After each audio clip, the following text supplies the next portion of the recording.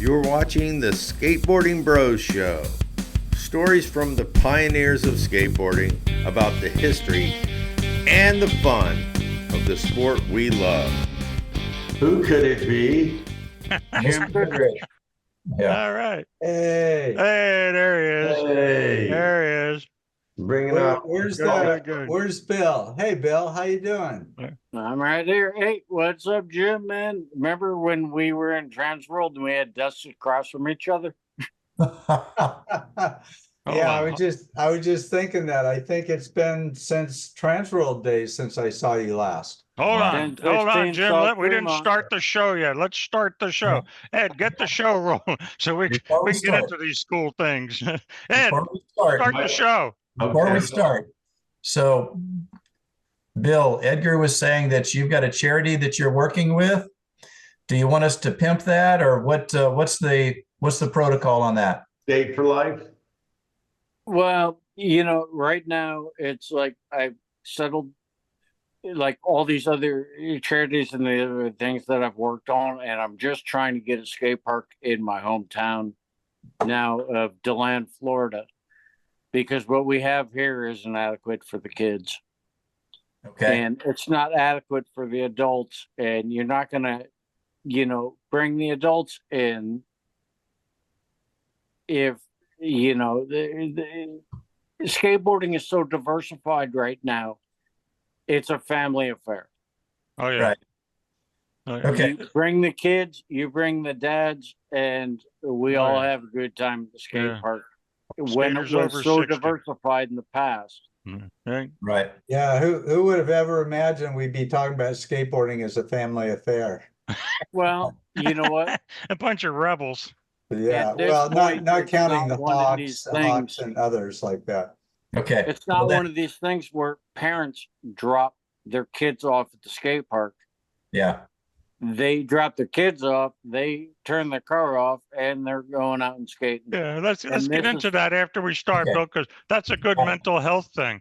Because I know you're involved in the mental health of skateboarders and stuff, and let's do that. Let's focus on that kind of thing. So Good evening and welcome to the Skateboarding Bros Show. Tonight we're incredibly pleased to have Bill Danforth, American nomad, and I mean, there's not enough adjective to explain the guy and his impact on our sport, as well as Jim Goodrich, all his history with Skateboarder Magazine and Action Now, and I think got out for Action Now, right? That was Transworld. No. I left after they went to Action Now. thank you. Action how?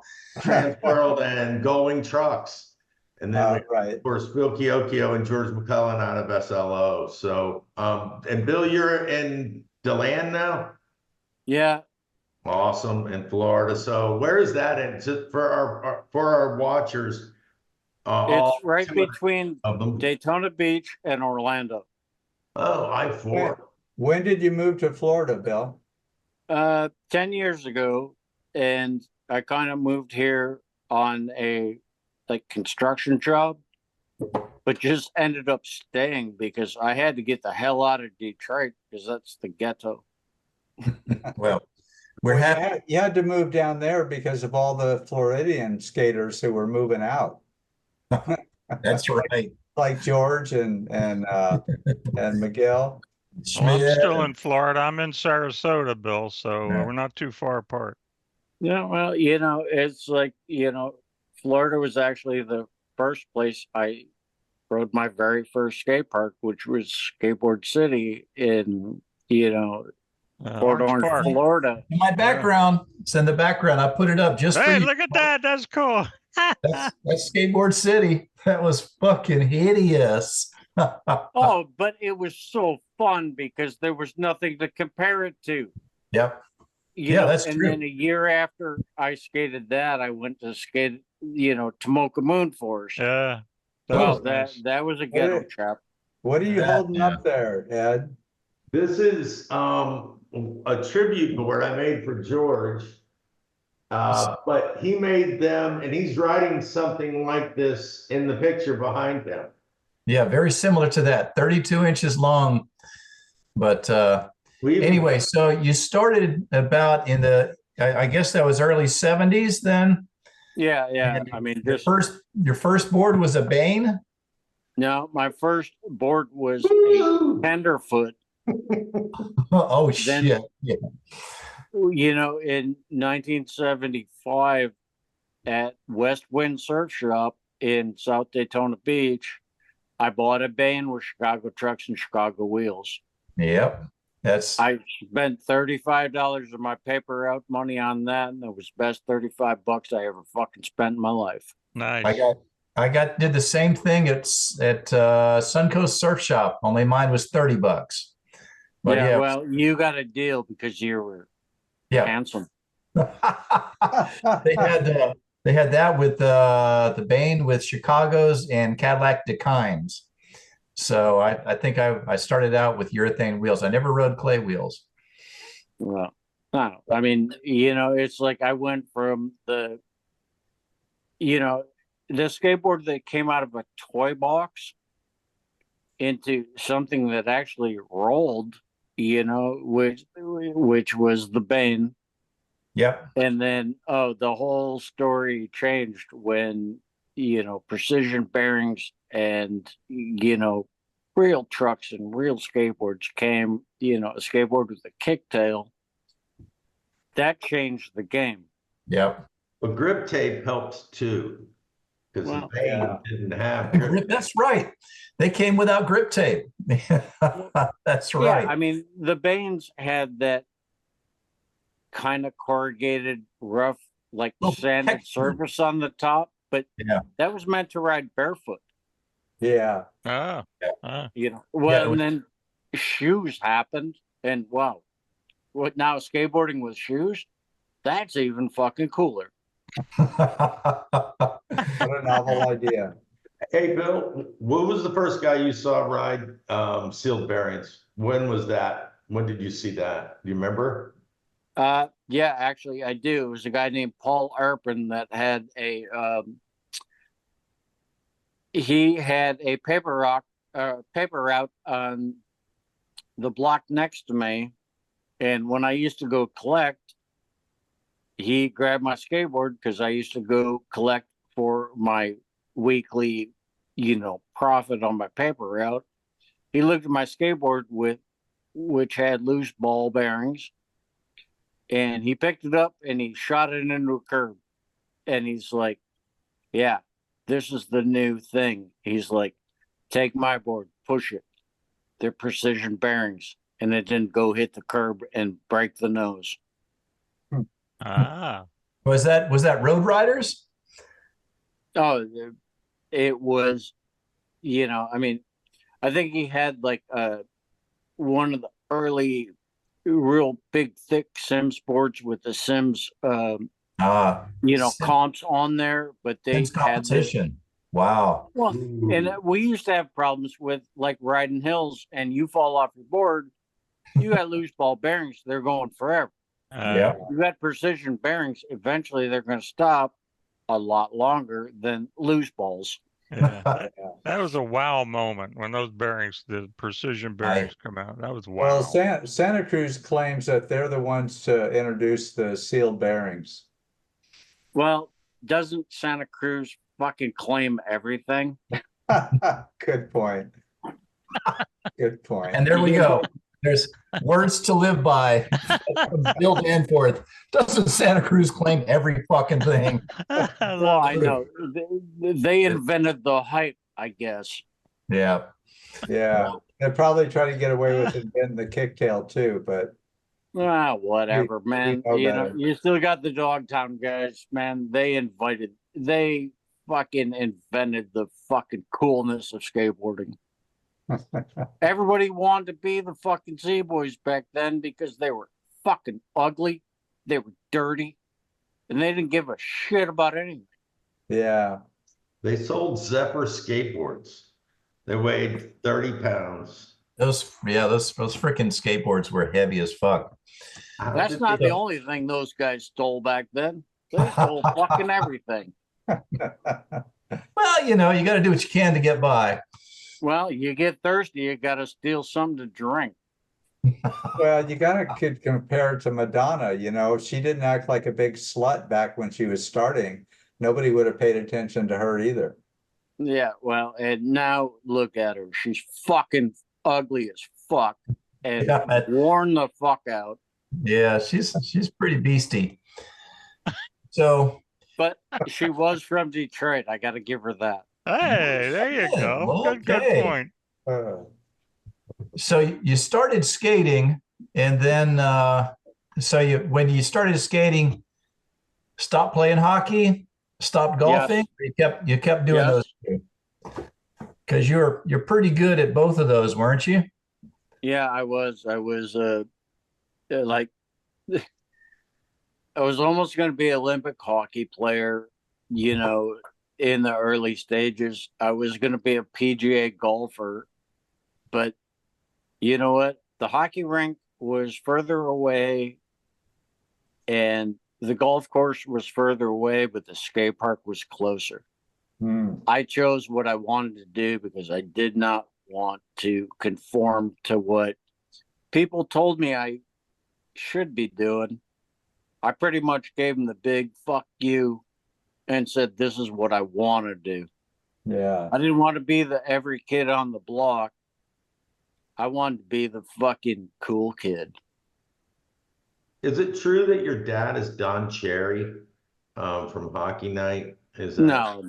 no? I just want to clear that up. You know. No, I met that guy. I love that guy. Hockey Night in Canada was fucking what I would watch every single Saturday night, you know, on Channel 9 in Detroit, because that was a Canadian channel. I loved Hockey Night in Canada and Peter Puck. Remember that? Yeah. Oh, that's awesome. The commercials that they had with the cartoon Peter Puck. I mean, God, I watched those hockey games, not to watch a game, but I waited for those fucking cartoons. Oh, that's great. Well, yeah. Who do you have in Stanley Cup Finals? Right now, well, you know, I'm a diehard Red Wings fan, and we're not even close. Well, it's Edmonton and Florida. Well, Right. You know what? You don't need to play hockey in Florida. No, you got to support those Bluebirds. Now I don't have to support shit. I support the Red Wings. Not in my town. Hey, so Bill, you started riding a skateboard. You got pretty good. Did you do competitions and stuff, or did you just start riding and just start digging it? Well, you know, I mean, when I started skateboarding, there weren't things as competitions. Right. It wasn't probably till about, you know, I mean, growing up in the Midwest, obviously, it wasn't probably till, you know, 77 when we still didn't have a skate park that we'd have competitions. It'd be like a slalom contest at the, you know, the Memorial Park or. Flatland slalom with a little ramp, starter People ramp. didn't, you know, it wasn't really something that was competitive back then. Now, you know, in 1978, when we had, you know, Endless Summer Skate Park built in Detroit, then we did have contests. But, you know, at the whole time, it was never about a contest. It was more about like forming a brotherhood of guys that skateboard. Yeah. You know, I was one of 3 people in my high school that skateboarded, you know, so I'd meet people from other high schools. You know, when the skate park was built, that was my high school, not the place I got educated at. Right. Yeah. You know, it was a place that like minds met, you know, and punk rock bands were formed, and, you know, a brotherhood that lasts and, you know, until today. Yeah. Still continues. Bill, did you know the other guys that came from like Ohio and some of the other Great Lakes area, like Mike Hill and Oh yeah. No, I used to live across the street from Mike Hill in wow. Fairborn, Ohio, and Yeah. I've known him since, probably 1981. Him and Chris Carter and Joe Bowers, and What they happened all. to Joe? What happened to Joe Joe? Bowers is still working for Eastern. Wow. But we formed brotherhoods in writing letters and making fanzines and sending them to each other about, Yeah. our skate scene. We had the cool. Mess series, which was a Mid-Eastern skateboard series. That brought us together several times a year, in the Midwest, the skate parks died out about 81, 82. Right. And we had some good skate parks, but we also had a ton of skate parks that, somebody just dug a ditch, threw chicken wire down, and poured a lot of concrete in there and raked it and called it a skate park. Right. Yeah. But, we had Apple, we had Endless Summer, we had, the Turf, or, Surf and Turf. We had some good quality skate parks, but man, we had a lot of fucking shit ton of fucking ghetto ass dirt parks, but we loved them all the same because it was skateboarding. It was a challenge. All of them were challenges because they didn't know about the right kind of concrete. They didn't know the right kind of smoothness. They didn't know gravity. They didn't know geometry. Yeah, transitions, Physical energy, and there's a lot of screw ups. Well, and a lot of the skate parks weren't even, they didn't even use rebar. They used fucking chicken wire that they probably got from their fucking chicken ranch. And had some buddy that had leftover concrete dump shit in the fucking pit, as they called them, as you got somebody coming down with a fucking, gymnasium fucking broom going, oh yeah, I'm gonna make this smooth. Yeah, I don't need to go there. I've already got that. I was at Abrasion Basin, so I know about broom finishes. But that if you have pictures of that stuff, that's cool. Put some chicken wire in there and stealing concrete, whatever. That's par for the course. Well, even Carlsbad Skate Park had chicken wire. Yeah. Well, and I didn't know that until I place went was out to so- the old site years ago and dug up a piece of concrete to give it to John O'Malley, who built it. And there's chicken wire stick. I mean, it was dangerous to handle. Well, think about it. People weren't building stuff to last the way they are now. Yeah. I think when the first concrete skate parks were built and they realized within the first year how liability was going to kill all their asses. Oh yeah. Then shit, nobody's going to spend a fucking ton of money on stuff. They were just going to fucking build it as, the new go-kart track in town. Yeah. Right. Yep. Now you got these skate parks that are, they're monoliths. Look at them. They got artwork incorporated. They got all kinds of crazy shit in there. And those things are built to last. Yeah. Well, cities are involved now in building the parks. Bill, are you still skateboarding? Do you go to parks? Are you still looking at what's coming ahead and what kinds of parks might be the future? Well, I'm involved in a skate park building project here in my town. I still do skate, not as much as I used to. I own a skateboard company that I have for 20 some years. I'm involved in a lot of, non-for-profit. One of the ones that benefits the Native American community. We've done a contest in Albuquerque for the last 15 years.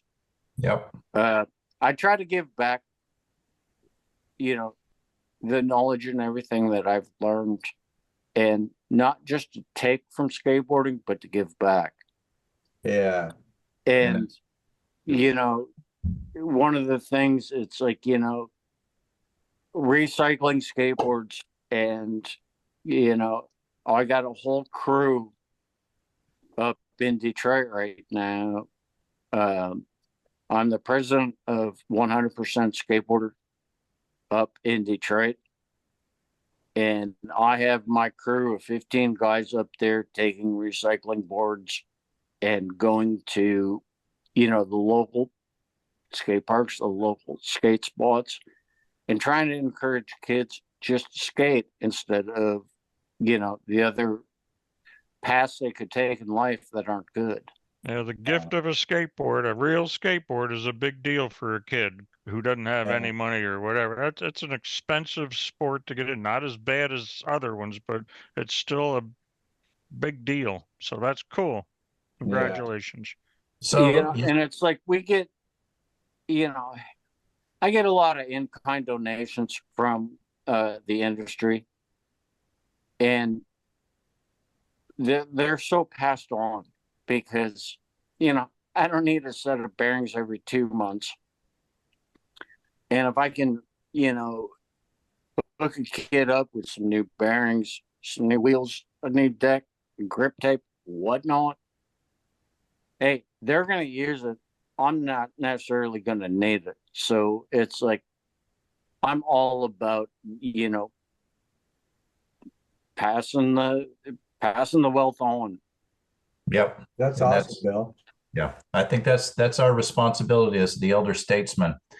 So you started traveling then early on. So you sound like you moved around to skate, because I know that Apple wasn't right around the corner, No. and some of these other places where you had to just start doing road trips. And it seems like that's one of the things that you've been doing all of your life, is just you've been on one giant road trip since the 70s. Hence the nomad moniker. But so that was really, so you think that travel was really a good teacher, and you got to go to new places and meet people? Or was that intentional, or was that just the way everything kind of worked out? No, it was kind of a bit of both. You know, it's like staying in a hotel would be impersonal. You come into town for a day, you got to get to meet everybody. Yeah. You know, as for you, when I stayed at your house, you made a rule. Rule number 13. Don't trust what Danforth says after midnight. That's right. Don't. The house rules. Absolutely. But no, it was all about friendship and about seeing how people are everywhere. You know, I love to pick up recipes wherever I go because I really do like to cook. I cook quite a bit. And, you know, I didn't know about red and green chili before I went to New Mexico. Now I cook with red and green chili, and I still get New Mexico connection on my red and green chili. I get my dry spice from them every 3 months. That's right. You know, so it's like, there's a lot to learn on a skateboard. There's a lot to learn off a skateboard. Yep. And my best memories are really most of what I've learned off a skateboard. Yep.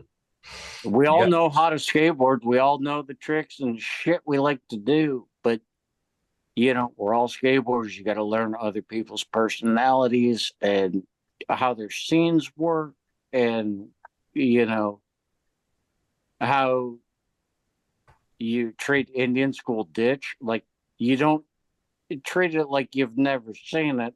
You know, you take your first run there and you're like, oh, I'm going to run the whole fucking thing. Then you realize, oh, wait a minute, there's parts of that are fucked up. Yeah. So it's interesting. I like the concept of, you know, you got to do stuff other than just skate. As you know, Brad Baxter used to say, you know, sometimes skateboarding involves not skateboarding. So, and that's, you know, that's part of what we do. We've had conversations about the skateboard as just a vehicle to get you to meet other people and keep your life going on. So it's just a little connector thing. Well, it Yeah. used to be back in the early 80s. You'd walk into a 7-Eleven and you'd see some dude that was wearing Vans. And you'd be like, because you couldn't just get Vans everywhere. You're That's like, right. wow, you got Vans. You're a brother. You're in the You brotherhood. must skate. Yeah. Hey, Oh, Bill, yeah, we hold got- on a minute. I was in DeLand 2 years ago, and I'm at the airport, and there was a guy there with a big O hat on, Mhm. and I didn't have time to Wow. talk to him, but he's wearing a big O hat, and I'm going, what, well, and we didn't connect, but same kind of thing. He's wearing Vans, he's a big O hat on. It was Was at he the a little airport. kid? Was he a kid with long blonde hair? He was well, for me, everybody's a kid, Okay. No, but a kid like 19. Yeah. I guess he had a part-time job to help clean the place up, or maybe he was a jumper. I don't know what, but he was at No. the airport. That And was then- my kid. Oh, He's got a big old staff hat. yeah. Maston? Small Maston? world. He got that from Jerry Hurtado. He got that from Oh, Taylor. that's Wow. That's That's funny. awesome. Yeah. So Yeah. you started getting good and you started traveling. At some point, you got sponsored. Yeah, So- I got sponsored in 1981 when Madrid took a chance on a kid from Detroit that, I mean, I had contest results. I had, I had the background, but we didn't know if people, California sponsors would even be into sponsoring people from the Midwest. Yeah. And Well, you must have you must have had somebody flowing something to you, like when you were out at Trans World, when you came out and was hanging that out. was 84. Yeah. This was 81. Oh, 81. Oh, You So said I did 91. I did the sending of pictures to Jerry Madrid, and he saw the still pictures, and he's like, "We'll take a chance on this kid." yeah. So what was then it? that What was summer? that board? Was that the Danzig board? No, this was when I was still riding Mike Smith boards. I hadn't turned pro. It was 81. Ah, okay, got it. I was just being sponsored. So, I rode the mess series. I won fucking most of the mess contests that I entered. I was traveling, but in 81, after I had sent the fucking photos to Jerry Madrid, that was probably in April. I was out there in June, and I was skating Whittier Skate Park. And I had skated Lakewood the day before with Mike Smith, and I was riding his board. And I knew he was the big Madrid pro at the time. And we kind of hit it off. And I told him, I said, "Hey, I sent my sponsor me pictures into Madrid." So the next day after Lakewood, we went to Whittier. And I'm like, "Hey, I'm really close to, the Madrid factory." I said, "I just wanted to give you a call." Jerry Madrid said, "We're sponsoring you." Wow. I was so stoked. That's awesome. I went into that big keyhole and I hung up so hard on the backside of the air, I skinned my whole fucking face. Oh, And I'm like, well, I guess we don't need to get any press photos now. photos gnarly. Yeah, Whittier, that keyhole was fun. It was deep, but had a lot of training. It didn't have a whole lot of vert, but it was a whole lot. That was a fun pool. Well, I would have thought that I would have slammed in the full pipe because, half of it was concrete, half of it was steel. The only one that could really ride that good was Jim Gray. Yeah. But my favorite thing at Whittier was the Clover Bowl. Yep. Have you been out to the Clover in Malibu? No, man, I don't fucking go anywhere anymore. So you rolled with Madrid for a while, and so is that where the Danzig board came on, or was that a different company? No, I turned pro for Madrid, and then in 1985 I entered at that time it was a street contest in Oceanside, and I don't care, man. I got third place in my first pro contest. Fuck yes. I was like, fuck this. I still got to go work a tracker tomorrow. Yeah, exactly. Yeah. It don't And I'm mean like, means much. I'm also going to go back to the tracker warehouse and shower tonight and sleep there because that's where I was living. Yeah. You know, Yeah, if I wasn't living there, I was sleeping in my car at the Del Mar skate park. But it was just like, at that point, I'm like, wow, you know, I just proved something. You know, my boards are going to come out in January, and I'm just going to hit the fucking road and promote. You know, everybody else wanted to stay around. They wanted skate contests. And I'm like, I just want to get out there and promote skateboarding. So I went to so many strange cities all across the country where I knew I could make an impact, as opposed to going to, you know, I didn't go to Dallas. I went to, you know, go to like Austin or something, or yeah. no, not even Lubbock. that. Like Mansfield, Texas, you know, or, you know, I lived a good bunch of my life in Hattiesburg, Mississippi, Wow. because I was a fucking major influence of promoting skateboarding there. And it was fun to be a big fish in a small pond. There you go. Yeah. Because Yeah. what am I going to do in California? I'm fucking one of a fucking million, where Yeah. I'd stay in California, I'd get my 6 fucking photos that they're going to use in the magazine for the next year, and then I'd just fucking leave. Yeah. You know, Yeah.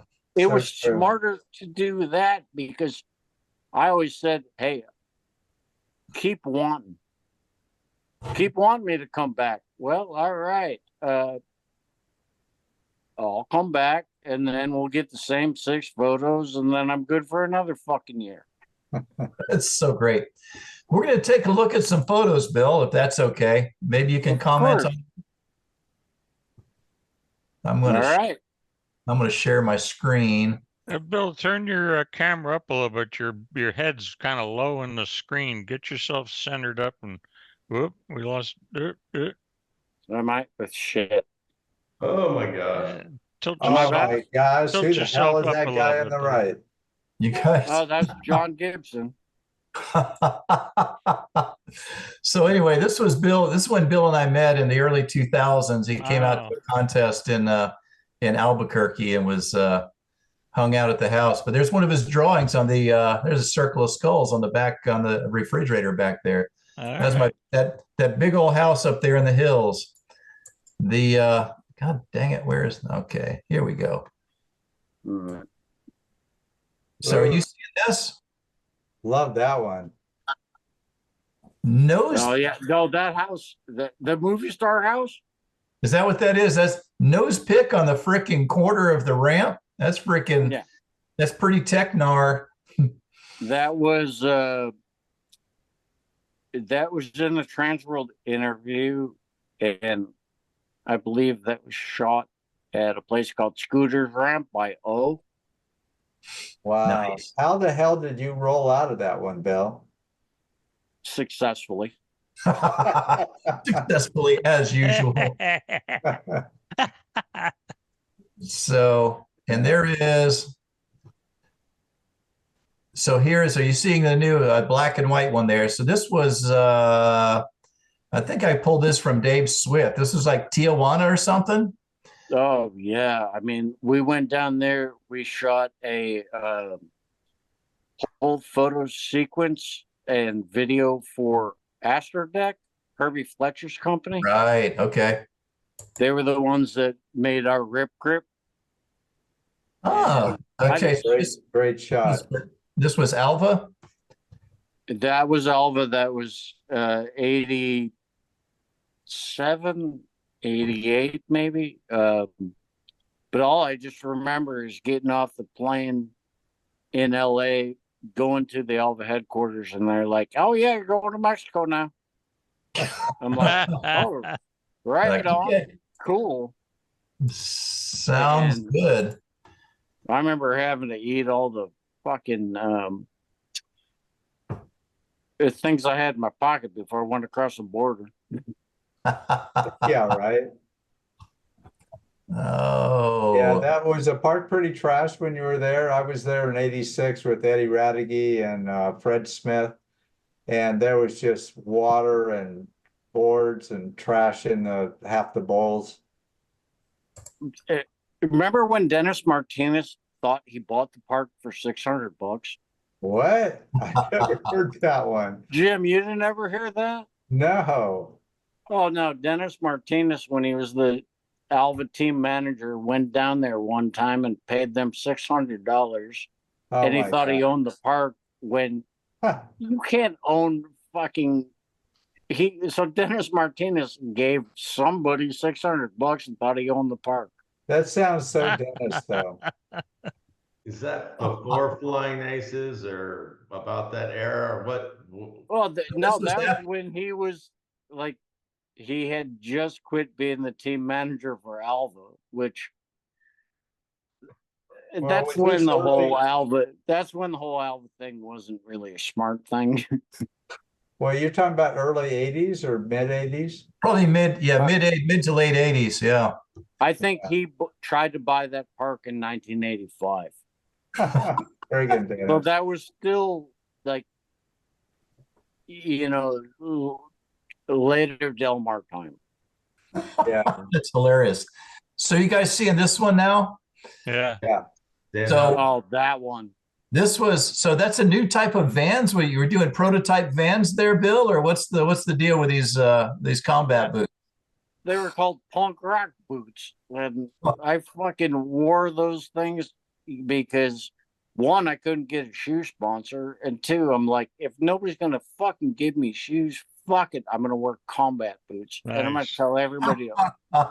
That's so great. the great Well, it could be the sport, Doc right? Martin version. Nobody, I mean, I couldn't get shoes from, Payless at the time. And it's like, fuck it. I'm going to wear the boots that I wear usually after the skateboard time. So I just decided to fucking wear boots. I wore them for the entire European tour. So this is And- Europe, right? This is England? That's England. Fuck yeah.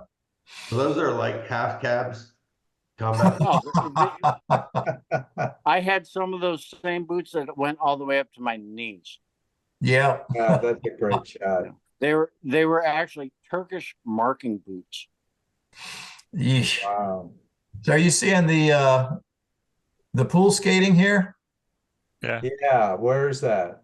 Okay, So- that's in Arizona, in a place called the Concrete Jungle, and that photo right there was shot by Kevin Thatcher. Oh, wow.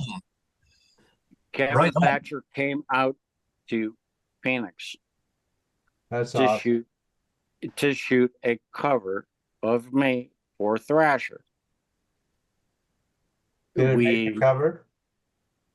No, because I was riding GNS trucks. I'm just gonna say this one, you got GNS trucks on there, bro. GNS would not take out a 2-page spread in Thrasher. So Wow. politically, they were like, well, you take a 2-page ad out in Thrasher, we'll put that on the cover. Ah, And That's- the funny thing about that photo is I have reproduced that so many times. I've done so many screen prints of that, sold it as posters, sold it as t-shirts. I made all my fucking money back from that photo. Well, that's what it's all about. Well, So you, fuck Thrasher, fuck skateboard politics, fuck everything. I got my photo contingency. that's a Yeah. freaking dope ass shot. Bottom Yeah. line, I like that. Your hand is bloody from falling. I mean, everything's good right there. That's a freaking that encompasses skateboarding. Yeah. Well, and it actually shows that those GNS trucks were actually fucking good for a while. Yeah, well, for They a while. had hollow axles, so you could put a roach in one end and you could finish your fucking cigarette out of the other. You know, Oh man. that was the best part about that truck. You could convert that into a fucking pipe. Well, there's an irony to a GNS truck being used as a bong or a pipe. Oh, Yeah, yeah, because It's they were all time straight to edge. open up a new market there. You know, get some old ones. They were all Yeah. straight edge. That's right. So you got the short hair there, Bill. So is that out of convenience? Because you just didn't like to wash your hair, or what? Why have you always rocked the short hair? it was fucking easy, you know? I mean, Exactly. it's like, why the fuck do you have to carry shampoo in your backpack when you're just fucking a nomad and traveling around? And hotel fucking soap sucks, and so does hair. There you go. Straight I up. was a punk rocker, you know. Can't argue with that. We were fucking minimalists. Yeah. And if one of the last things you got to deal with is fucking hair, then you're winning. Yep. That's great. So then there's the What? getting kind of oververt there, Sarge. That doesn't look like it's too long ago. Where was this pipe at? Do you know? Okay, I didn't see the next photo. Ah, I see it. I see. Oh, It. that's Detroit, and you know what? It's actually Detroit, really right on. it's really funny because Detroit looks all beautiful there. That looks like it could be Arizona. That's in January, when normally it would be filled with snow and full shit weather. And it just happened to be like a fucking week and a half after my birthday. My buddy's like, I found a full pipe. I want you to come get a photo in there. And I'm like, yeah, right. And he's like, I wouldn't call you on Super Bowl weekend because I know you're not coming out of the house. There was a weekend before Super Bowl. We went there. We shot that photo. We shot a couple of other photos there. But, you know, a month later, 2 months later, the thing was gone. So we got the last of what we could. And That's awesome. luckily, we were able to get that put into publication. It was a shot that went in Juice magazine. Yep. So at least it got documented. Yeah. I love that it's covered in rust. Oh, yeah, of course. I mean, fuck tetanus, you know? So you got. I mean, skateboarders were tougher than fucking tetanus. I know. So you talked a little bit about the Super Bowl. So you used to have, like in the early 2000s, you used to have a contest or a big gathering up in Detroit area. Was that Yep. the Super Bowl contest or something? What was the deal with that? You were like the host of it, or? Bill Danforth's American Nomad Super Bowl contest. We do it the Saturday before the Super Bowl. And, you know, we had 6 good contests up there. Yep. And then, you know, obviously things kind of dropped off, but we are reinventing this one. And on August 10th of this year, we're having a Harley Chopper show, and we're doing the 7th Bill Danforth American Nomad Awesome. bowl Yeah. contest at Modern, and it's just going to be fun. I'm going back up there. My wife and I are going to, you know, be the hospitality, because Yeah, that's great. of course I always need a handler. You know. Yeah, she's your handler. Yeah, I remember back in that time frame, because I was part of the whole Skull and Bones online forum thing, and everyone was all freaking had a hard on over that up there at the American Nomad Jam, and there was a lot of people that were traveling in for that. Well, because it was an independent thing. Not independent, not that stupid truck company. Independent as know. it was something that I ran, I created. And I always kept it in Michigan. We did a couple of them in Grand Rapids when we had the modern skate park out there. And then when Modern took over the Vans Park, we used the Vans Bowl. We had it there for a couple of years. And now that, the bowl is in Royal Oak on the east side of Michigan, this is where we're having the contest now. So it's like, I always give back to the people that supported me. And George for Modern Skate and Surf has always been one that's had my back since, the early 80s. So, Bill, Wow. I was just wondering, from the early 80s, any of those coming out of the woodwork to join you in Detroit for these events? Oh, yeah. No, I have. It's like a really bad fraternity fucking anniversary. It's like some people get a little grayer, or some people get a little older, some people need help up the stairs. But hey, we all were there one time. Isn't that all of us at this point? Well, no, Well, somebody's going to have to help me up the stairs to the bowl this week. I was just out in San Diego skating at Poods for the Old Man event out there, and we're all getting kind of creaky.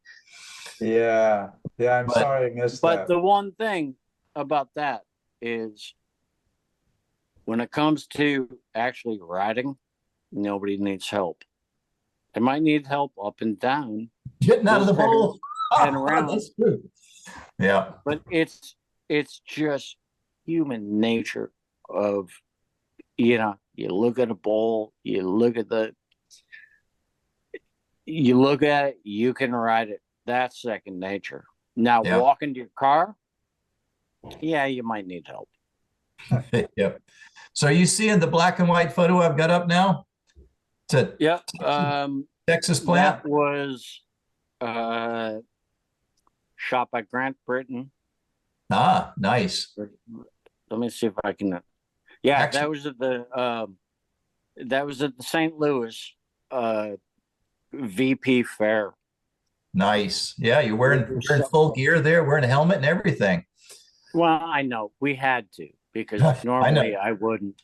I know. That was part of being in. And so was that a contest or was that a demo? This was a demo. The following year was a contest. Right. I loved St. Louis. I ended up living in St. Louis because I met some fucking whore there that I liked.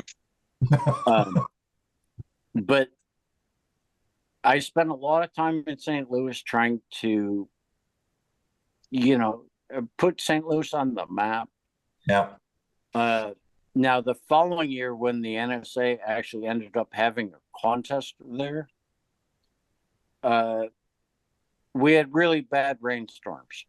Oh, gee. And they canceled the contest. And so me and the rest of the Alva guys went out and we just got fucking drunk as shit.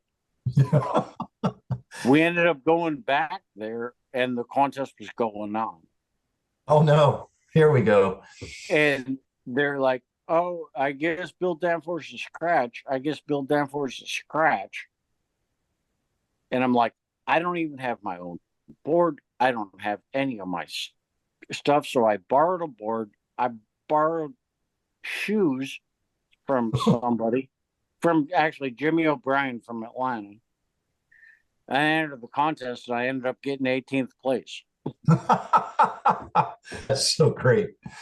Oh, did you ever skate the Skate Laborious Park, that church skate park there, or was that you were there? You weren't there. That was more recent. No, that was way. I was there way before. Oh, but no, I mean, St. Louis was always a really cool city. Really had deep heart in skateboarding. and just wanted to, increase what they had. Because, I mean, at that time, I mean, you got Anheuser-Busch. Anheuser-Busch was the one that funded so much of what happened in St. Louis. You had a ton of so much style on that shot, Bill. Oh yeah. Oh, this one? Yeah. Yeah. So this next one is a classic because this shows exactly what the deal is. You know, front rock.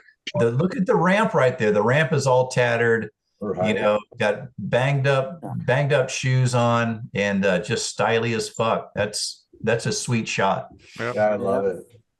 That's when Bear Cover, the one shop in Arizona, used to come and fly me out, and I'd be there for a week, and it was called the Maricopa Fair.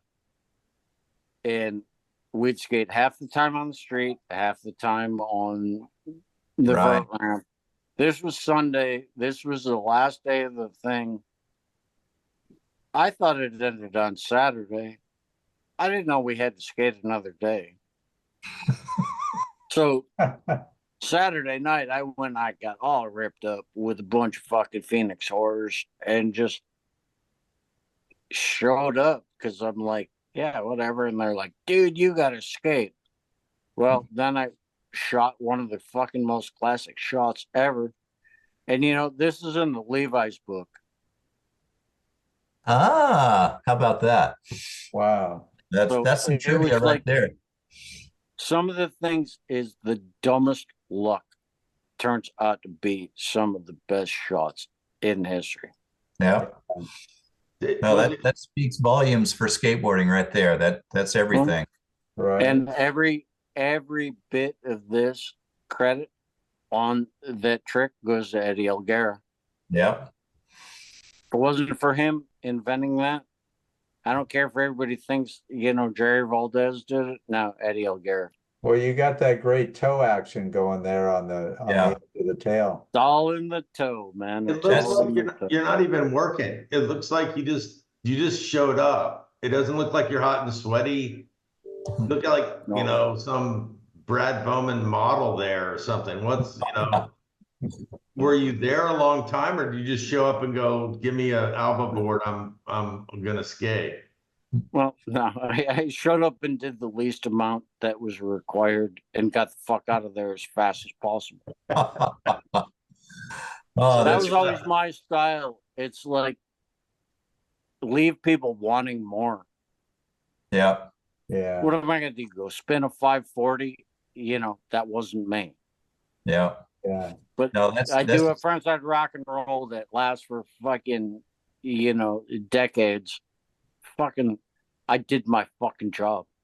Yeah, that's true. A really good point. Yeah, that front rocks are a fan. It's such a good feeling. I love that trick, but it is one of the worst fucking slams ever. Yeah, if you don't deck your front wheels, it ain't a frontside rock. It don't count. That's right. That's right. There's another. There it is. So I know you get asked about this a lot, but just so we can have it on our podcast. This is actually, I like this shot better, a little bit different, but this again is probably one of the most classic crew shots that explains what skateboarding. Well, it explains one section of skateboarding, and I think this captures it all with the team. And if you look at all these heads, this is an incredible crew.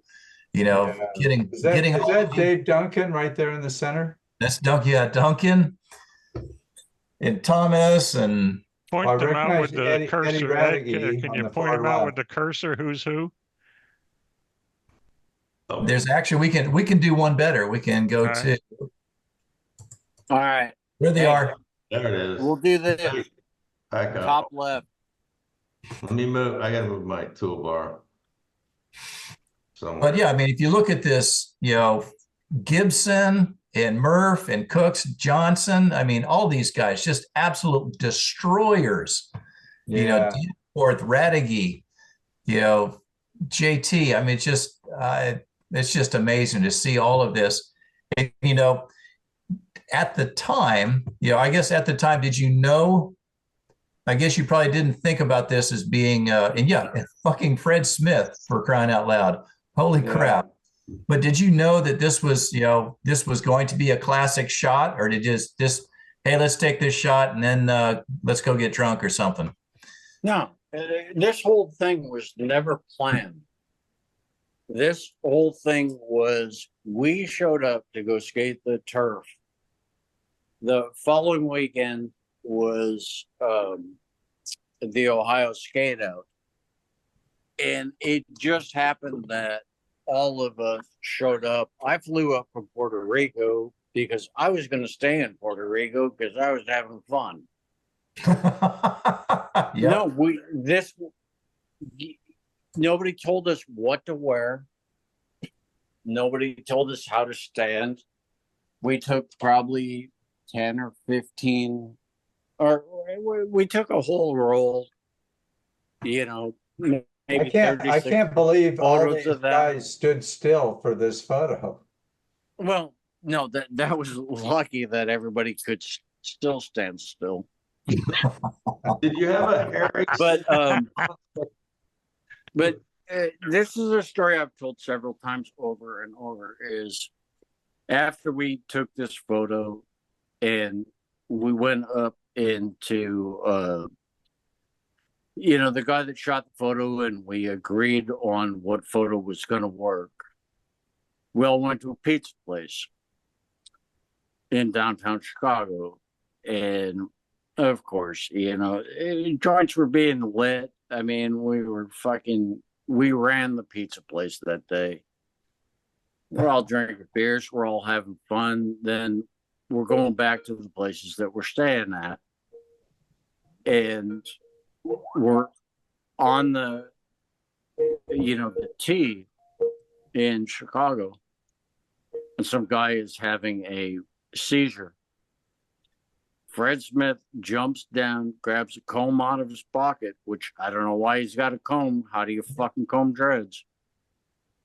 But pulled the dude's fucking tongue out of his fucking neck, but we saved his fucking life. Wow. Wow. Yeah, it was the craziest thing, because everybody would think that we caused the guy's fucking seizure instead of saving the dude's life. Right. Yeah. Yeah. Wow. So I guess the Alva team was also, you know, humanitarians. Now there's a Oh. quote for the ages. There you go. So Well, hey, that was- you know, we care for our good men, and you know. So that was What year was this picture? this was 88. Oh, okay. So this was back when before Alva had gotten sober. So I was probably one of the ringleaders of getting kind of crazy. Yeah, Tony was also kind of a tool bag back then, though, too. You know, you'd loan him $5, then the next day he'd say, "Hey, man, you owe me $5. I gave you $5 last night." Bill, looks You like know- you fell on the floor. Get the camera back on your face there. Oh, yeah. Am I back? There you are. Good. Oh, yeah. Yeah. No, it was better when you're on the floor because you're ugly now. Fuck, you know what? I started out ugly. Okay, we're moving into to an hour here. Let's get another picture or two, and then I think we're gonna have to wrap it on up. Yeah. All right. So I saw this. Where the hell is this, Bill? This looks like Europe or somewhere, Eastern Germany, or what the No. fuck? Do you remember? Sorry. It's Reading, Pennsylvania. Yeah, ready. Might as well be East Germany, for fuck's sake. Well, that's just Norrals. this pool was the most, like I said, it was one of these things that was dug, Oh, yeah. chicken wired, and people poured concrete from the top. Yeah.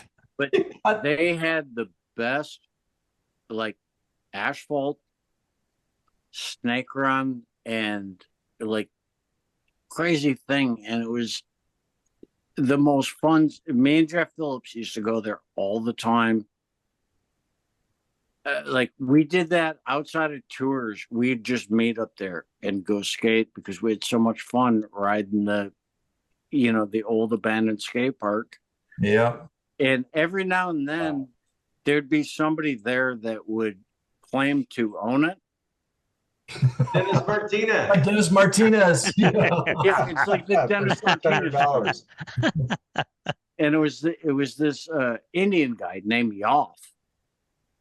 And he's like, "Oh, you guys, you can ride here. It's all good." And he used to tell me, he's like, "Go to the soda machine, hit Diet Pepsi." And I'm like, "Yoff, I don't want a Diet Pepsi." He's like, "No, go hit Diet Pepsi. You have to put no money in there." I'm like, "Okay." So I'd hit Diet Pepsi, and guess what would come out? A beer. A can of Heineken. Nice. Nice. I loved that, man. And when he got this photo that was the double page in Transworld, he's like, "Oh, Diet Pepsi for you the rest of your life." Hey, Bill, this has been really fun. I hope you can come back on and we'll talk about your plans of building a park or working on a park, because I'm in the same situation in Sarasota now. The city wants to expand their park and stuff. It's a real new challenge. It's kind of exciting. So I hope you can come back and we could do more. I got some people. I mean, you want to talk to me at any time, just hit me up. I'll let you know about the process I'm going through and the people that I'm going through. For city grants for the park. Yeah, all that stuff. It's really exciting now how the cities are embracing it. Back in the day, have you been injured? That was all I ever heard. I got lawyers up the yin yang, and now it's everywhere, and it's really exciting. Well, now I'm curious, Bill, before we sign off here, did this ever have coping or a rollout deck? It kind of looks like it did. Nope. It never had a rollout deck, but it did have coping. And of course, all the vert riders stole the coping and they probably put it on Cedar Crest. Right. Yeah, that's true. I like that. You got the Bad Boy Club tattoo on there. Pretty cute. Yeah. Well, I had to make that photo contingency. There you Well, trust me, double page cover thing. Yeah, that paid me like $1,000. Nice. Yeah. So, Bill, I wasn't going to wear their clothes. Yeah, just get the ink. That's easier. What it takes us a while to do is to edit this and get it published. And I'm moving in 2 weeks to Florida. So I'll be as far away from you as possible and still in Florida. I mean, Pensacola. Moving to fucking Pensacola. Anytime. Yeah, so what we're going to do is come back and do more on skating, more on the Hall of Fame and all of your influence in Florida and support of that state, which of course we dearly love. And Jim did a lot of work for promoting Florida. Phil owned and ran Sensation Basin Skate Park. I don't know if you ever skated there, but he was the yeah, I did. It was awesome. And I still got scars. Exactly. Yep. Like to have an impact on everyone, but yeah, so we want to thank you for stopping with us today, and I'm going to sign off, but don't hang up. So hey everybody, thanks for watching the Skateboarding Bros Show with Jim Goodrich and special guest Bill Danforth, Phil and George, and I'm Ed. Thank you for watching. Push subscribe, share, love, all that happy stuff. Thank you very much. You're watching the Skateboarding Bros Show. Stories from the pioneers of skateboarding about the history and the fun of the sport we love.